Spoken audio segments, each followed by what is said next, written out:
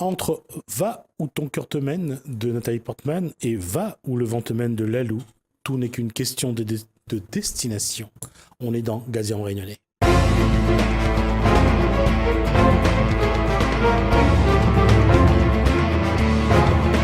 Alors, le Mauricien aurait dit encore Lalou. Bonsoir. Et bonsoir Bruno Gaba. Bonsoir. Comment ça va? Très bien, merci Gismi.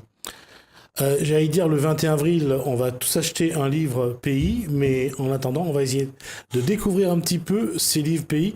Alors d'abord, Zébulo Édition, comment ça va? Ben, ça va plutôt pas mal, avec toujours nous les là, nous largue pas, avec des nouveautés. C'est ça qui est important pour un éditeur, c'est des rencontres d'auteurs. Et justement, en fin d'année dernière, l'édition d'un premier roman jeunesse. Moi, j'ai jamais édité de roman, c'était plutôt des albums pour les tout petits. Et c'est la rencontre avec Lalou qui est ici présente, qui m'a donné envie de publier son texte tellement il m'a plu. Où le vent te mène, donc on va essayer de faire. J'espère que vous voyez bien. J'ai pas eu le temps de le voir, donc je ne pourrais pas vous dire ce qu'il y a dedans. Lalou, où le vent te mène? Oui. Où le vent te mène? Un peu, un peu au gré des rencontres également. En fait, je pense que. C'est un peu au gré du vent déjà. Oui, au gré du vent, et souvent pas là où on s'y attend. Voilà. C'est le propre même de la vie finalement. C'est un peu ça, un petit aspect un peu philosophique dans cette histoire. Là, c'est quoi la trame? C'est un roman? C'est une... Alors, c'est une fiction. Oui. C'est un roman jeunesse, donc pour des enfants ou des jeunes qui sont déjà lecteurs de romans, du coup. C'est une histoire qui se passe dans un pays qui existe peut-être, peut-être pas. Et c'est l'histoire d'une amitié, une aventure, un voyage et une découverte un peu existentielle. D'accord, on va pas bien sûr déflorer le suspense ou la trame, mais qu'est-ce que aujourd'hui, quand on parle de fiction pour la jeunesse, aujourd'hui à La Réunion, les auteurs sont friands de ça ou c'est quelque chose qui en reste encore à développer? La fiction? Oui, parce que le roman fiction pour les jeunes, à La Réunion, quand on écrit, généralement, on se base beaucoup sur l'histoire. Oui. Je vais pas parler au nom de tous les auteurs réunionnais. Je pense que c'est quelque chose de très intime et qui se commande pas forcément. Quand on écrit une histoire, on ne part en général pas d'un cahier des charges. On raconte. On laisse vraiment son inspiration. Je parle pour moi, en l'occurrence, oui. Et on m'a souvent posé la question de savoir si ce livre parle de la Réunion. Non.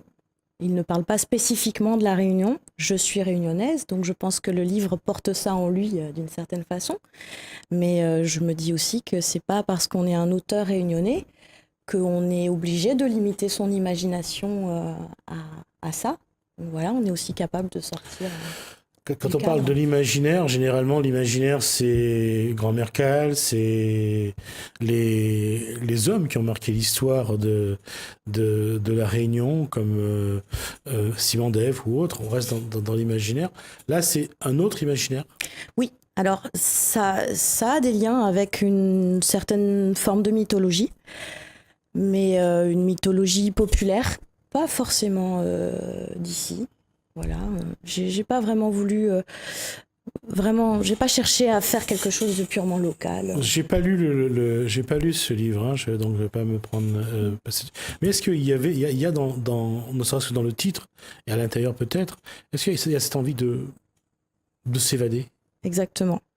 Et je pense que le lien avec mon histoire de créole se trouve là, en fait. C'est un peu cette idée de devoir partir à un moment donné, de s'arracher du monde duquel on vient, qui parfois peut paraître aussi un peu fermé, l'air de rien, et de partir un peu à l'aventure, s'ouvrir à l'inconnu, pour peut-être aussi se rendre compte de qui on est. Souvent, c'est quand on part qu'on se rend compte de ce qu'on a en soi. Voilà. Donc oui, effectivement, cette idée de partir, de s'arracher, entre guillemets, de là d'où on vient, se retrouve dans ce livre, oui.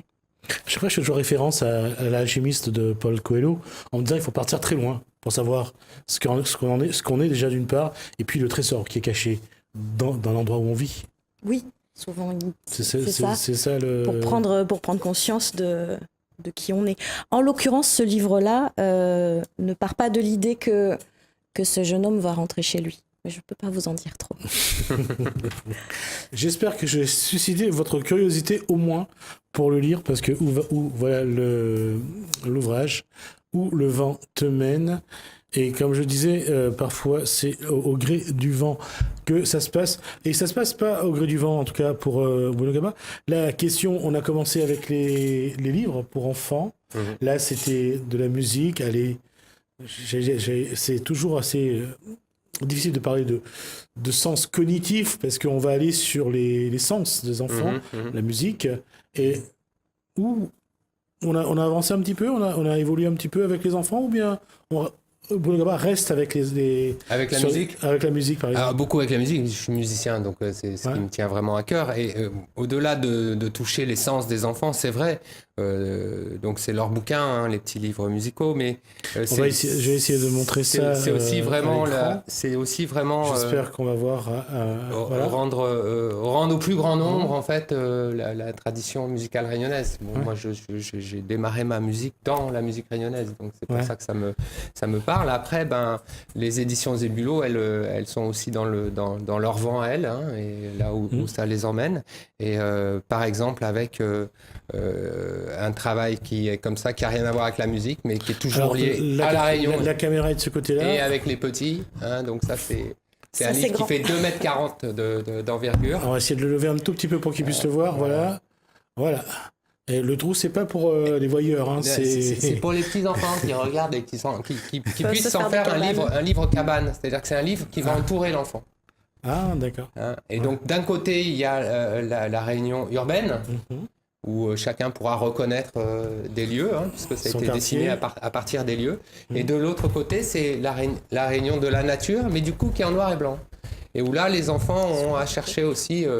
à chercher un peu des animaux à l'intérieur qui sont un peu cachés, des animaux du pays, bien sûr. Donc c'est un jeu de chasse au trésor. Voilà, c'est une chasse, c'est une découverte, c'est un livre où on peut se mettre dessus et jouer avec des petites voitures, c'est un livre... On va juste montrer, la couverture, donc voilà. Voilà, donc c'est un livre qui a été, dont l'auteur est Moniri Mbaé, qui est donc aussi le dessinateur des Sega, et c'est un grand compagnon avec qui je travaille depuis le début. Il a fait 6 livres à Zébulo maintenant, et là c'est vraiment son projet, son livre et un aboutissement certain, en tout cas sur son dessin, et on avait vraiment envie de publier quelque chose avec lui sur ses dessins en noir et blanc, qui sont vraiment très, très fouillés, très détaillés et très intéressants. Il y a une chose au moins qu'on sait chez lui, c'est sa culture, ses origines d'Afrique. Alors, Moniri est né à Madagascar et de parents comoriens. D'accord. Mais il vit à La Réunion. C'est un Réunion. Non, c'est magnifique, parce que quand on regarde la façon qu'il a de dessiner la nature, c'est chouette. Elle est toujours luxuriante. Ah ouais, c'est superbe. La question quand aujourd'hui un enfant de 5-6 ans se met à ouvrir ce genre de livre, quelle émotion ça procure ? Là, on ne peut pas être dans son cœur ni dans son corps. Après, nous, on a l'occasion, puisqu'on a un jardin d'enfants au village artisanal à Léperon, à Zébulo, de cette idée du grand livre accordéon où l'enfant va se mettre au milieu, c'est après avoir observé des enfants jouer avec les livres. Là-bas, chez nous, les livres, ils sont en libre service. C'est-à-dire, les enfants, ils les prennent, on n'a pas peur qu'ils se déchirent, qu'ils se cassent, qu'ils se cornent. C'est pas grave, il faut désacraliser un peu ce côté du livre là, qu'on ne voudrait pas toucher, qu'il ne faut pas écrire dessus, etc. Et en les observant, on a souvent remarqué qu'ils se faisaient des cabanes avec plusieurs livres. Et ça nous a donné l'idée d'aller vers un livre cabane. Après, les émotions, nous, c'est un livre qu'on met dans les mains à partir de 1 an. Donc, c'est tout petit. Donc, il y aura des émotions totalement différentes. C'est vrai qu'un enfant de 5-6 ans va pouvoir s'en servir pour justement jouer avec des petits animaux dans la nature, rajouter des choses dessus, se le mettre en frise dans sa chambre. Enfin, voilà, il y a plein de possibilités. Ou cette histoire de cabane avec les ouvertures qui permettent de faire coucou à papa, maman qui est derrière. Donc voilà. Et ça, c'est un livre qui aujourd'hui, qui est sorti l'année dernière et qui aujourd'hui trône dans notre jardin d'enfants et est utilisé tous les jours au moment des accueils parents-enfants où les parents viennent avec les enfants et ils s'en servent aussi avec leurs enfants parce que derrière c'est du langage, derrière c'est de la connaissance des animaux pays, derrière voilà, il y a plein de choses après qui sont exploitables à partir de ça. Comment le public réagit par rapport à cette forme de livre?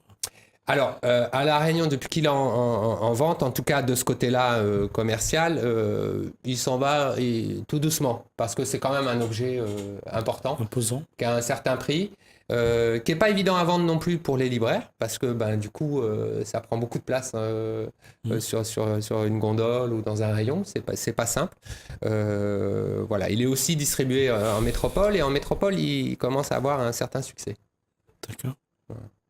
Et est-ce que les bibliothèques, les médiathèques, les écoles ont un attachement particulier à ce genre d'ouvrage?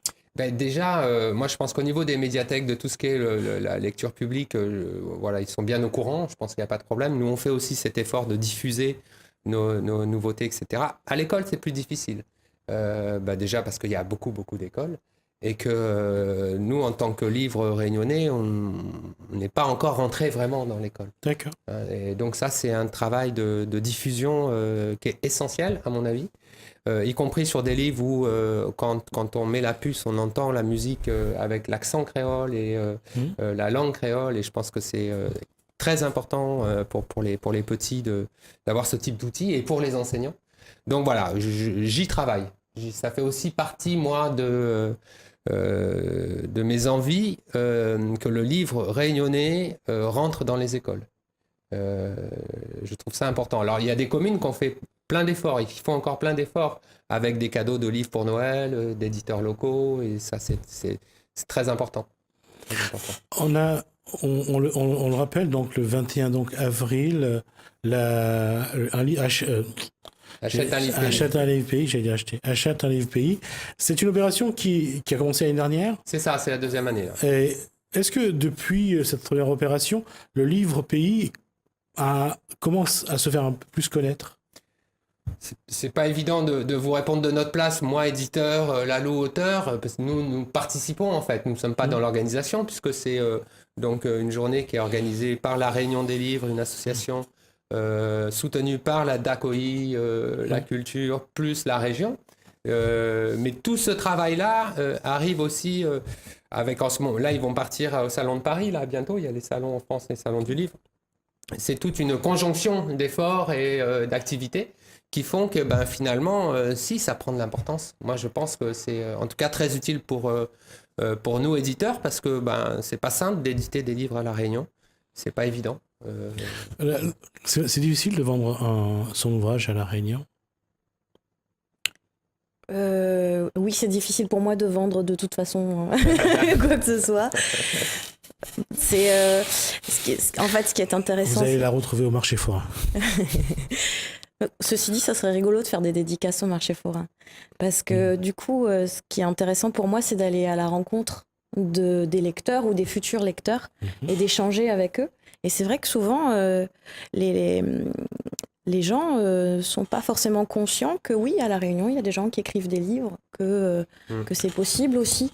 Et puis, il y a aussi ce côté, je dirais un petit peu, on dit souvent qu'il y a de France, ce qui vient de l'extérieur est souvent dans le regard des gens meilleur. Et qu'importe, je veux dire, qu'importe le sujet, on croit toujours que ce qui vient de l'extérieur est meilleur. Meilleur qu'ici. Meilleur que ce qu'on fait ici.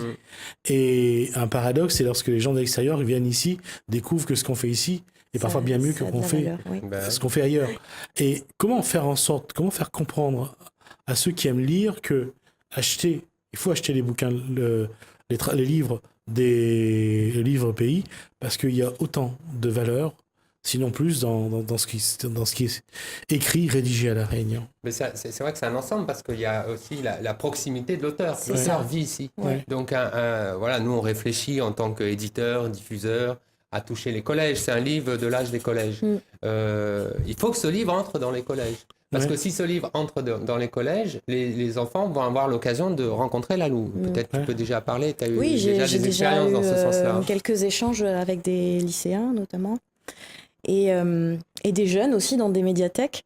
Et la réaction souvent c'est « Ah bon ? Ah vous venez du 23e kilomètre, la plaine des CAF ? Vous avez écrit un livre ?» Ben oui, c'est possible. Il y a la plaine aussi. Qu'est-ce qui vous choque le plus ? C'est le 23e kilomètre ? Non, c'est cette espèce d'idée reçue qu'effectivement, quand on vient d'ici, bon, encore plus de Mafat. encore plus haut.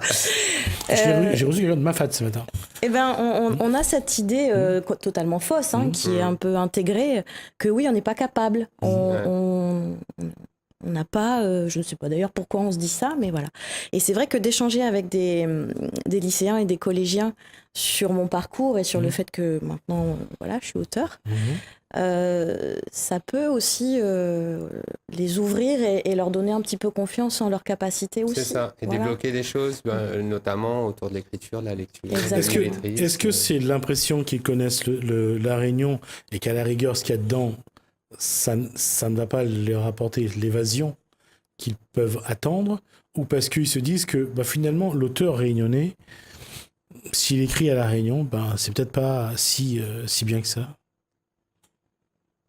Non, mais je crois pas, c'est ce que Lalou disait. Non, moi c'est ma question. Ah, d'accord, est-ce que ça pourrait être un frein ? Est-ce que le regard, c'est le regard, je parle. Le regard du créole sur le créole ? Voilà.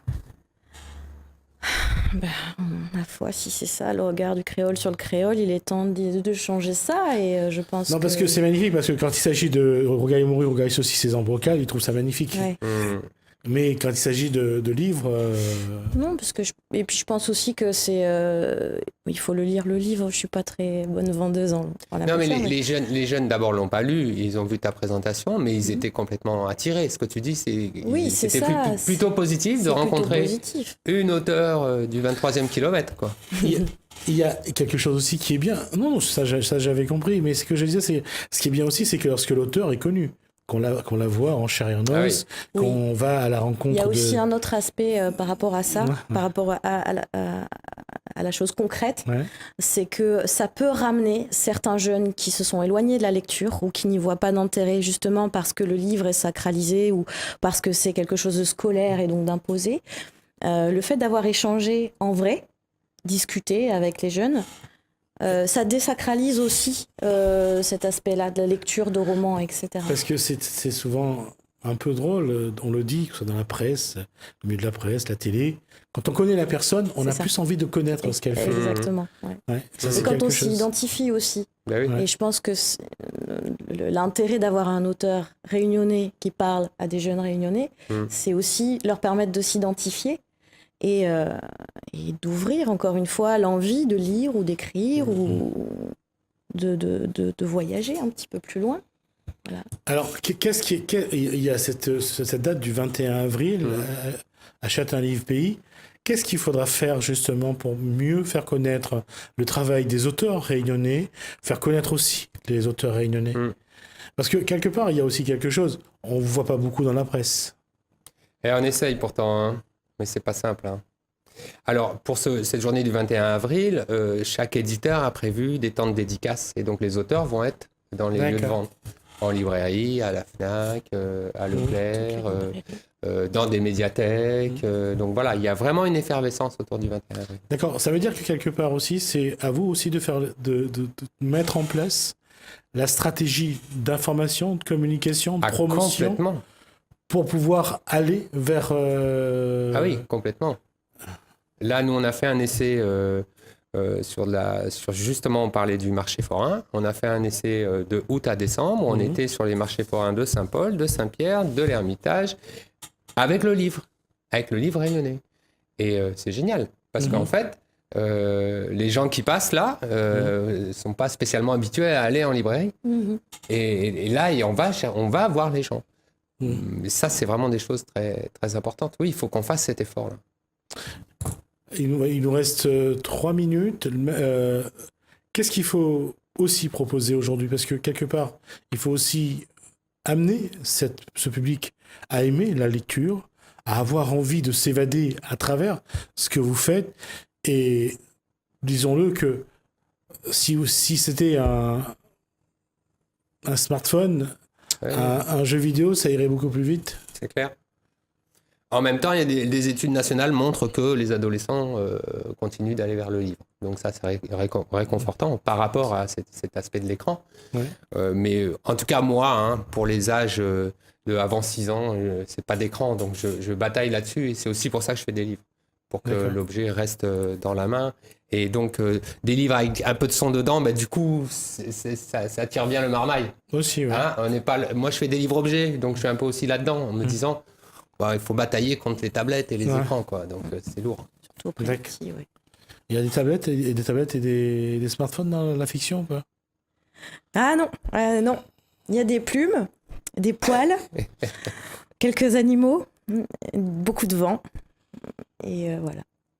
Ça se situe à un endroit précis qu'il faut pas dire? Ça se situe dans un pays qui s'appelle le pays du Nord, parce que les gens qui l'ont appelé comme ça manquaient d'imagination. Et c'est un pays très très dur et pas très drôle.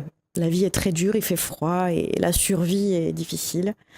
Et en fait, dans ce pays-là, vit un jeune homme qui ne se rend pas utile aux yeux des autres. Il ne trouve pas sa place dans la survie collective. Il est juste doué pour dessiner, pour se poser des questions pas trop courantes. Et donc, on le met au poste de couveur d'œufs. Voilà. Un jour, il trouve un œuf pas banal, d'où sortira un oiseau pas banal. Et ces deux-là deviendront amis. Donc, finalement, on répond à cette fameuse question. Qui suis-je? Où vais-je? C'est ça? Et dans quelle étagère? Et dans quelle étagère? Bon, on va pas errer plus longtemps que ça. En tout cas, ça a été vraiment très, très instructif. J'espère que j'aurai l'occasion, avant le 21 avril, de recevoir d'autres auteurs. Et on profitera pour faire la promotion un petit peu du livre Pays. En tout cas, j'espère que nous aussi, on contribue à ça. En tout cas, c'est aussi l'objectif de cette émission. Merci Lalou, merci Bruno, merci Gaba. On arrive à la fin de notre émission. On va juste vous souhaiter, juste d'abord vous remercier pour votre fidélité. Merci à vous en tout cas. Commencez bien votre soirée sur Télé Créole. Merci à François et à Hélène à la régie. Moi, je vous dis portez-vous bien. Je vous dis à demain.